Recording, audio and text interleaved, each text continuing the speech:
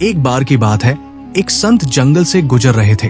रास्ते में एक नदी के किनारे उन्हें एक नौजवान लड़की मिली जो पानी भर रही थी।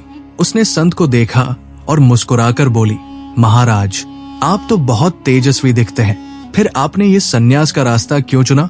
संत मुस्कुराए और बोले, बेटी, ये सुंदरता जो तुम देख रही हो ये हमेशा रहने वाली नहीं है। आज ये चेहरा चमक रहा है, कल इसे झुर्रियां ढक लेंगी।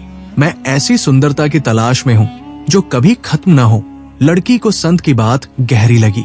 उसने उन्हें अपने घर भोजन के लिए आमंत्रित किया और संत ने विनम्रता से उसका निमंत्रण स्वीकार कर लिया। संत ने भोजन किया और कुछ देर विश्राम के लिए बाहर आकर बैठ गए। तभी गांव के कुछ लोग वहां पहुंचे और बोले, महाराज, आपको पता भी है, आपने जिस लड़की के घर भोजन किया है उसके बारे में गांव में अच्छी बातें नहीं कही जाती। संत ने मुस्कुराते हुए पास खड़े एक आदमी का हाथ पकड़ा और कहा, बेटा, एक हाथ से ताली बजाकर दिखाओ।